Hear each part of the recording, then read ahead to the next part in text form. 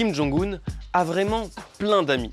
En tout cas, c'est ce qu'on peut croire en voyant cette photo du dictateur nord-coréen prise par un photographe de l'agence d'État. Avec son manteau blanc, au milieu d'uniforme kaki, le dictateur attire notre attention. Et Kim a l'air de beaucoup plaire.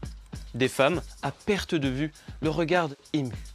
On peut facilement conclure que cette photo est une mise en scène pour le mettre en avant. Kim Jong-un n'a peut-être pas autant d'amis que le suggère la propagande d'État. Mais alors, la photo de presse est-elle complaisante envers les puissants ?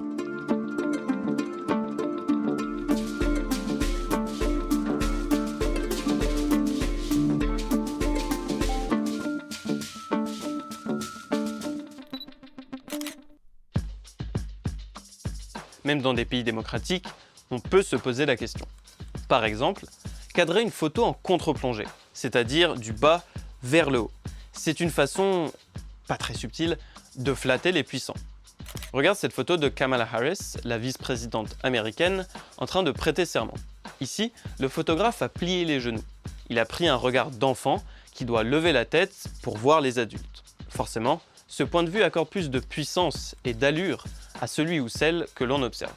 Une autre technique, c'est de choisir une photo qui colle avec ce qu'on veut raconter, comme l'a fait le Figaro avec Rachida Dati, alors ministre de la Justice. Pour la protéger d'éventuelles critiques, le journal a effacé sa grosse bague de la une. Le directeur de la rédaction craignait que le bijou ne donne raison à ses opposants qu'il a jugé trop bling-bling. À la même période, au début du quinquennat de Nicolas Sarkozy, Paris Match s'est aussi fait remarquer pour sa complaisance. Voilà une double page sur le premier été du président avec son fils en train de faire du canoë en Amérique. Et voici la photo originale prise par un photographe de l'agence Reuters. Tu vois le changement ? Ils ont gommé ces bourrelets. Et comment on s'en est rendu compte ? Parce que l'agence Reuters a vendu ces photos aux journaux du monde entier et qu'on a pu comparer.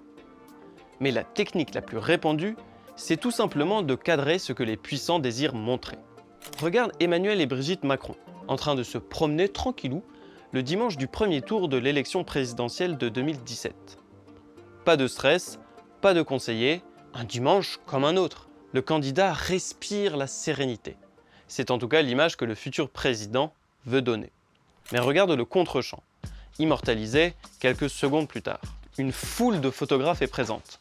L'équipe de communication du candidat a prévenu les journalistes qui ont accouru pour tous prendre le même cliché. Sauf quelques-uns qui ont tourné leur appareil pour dévoiler les coulisses de la scène et montrer le côté complètement fake de cette communication. C'est la force des démocraties et de la liberté de la presse. Quand un photographe ou un média flatte un puissant, il y a toujours quelqu'un pour le remarquer et rétablir la vérité.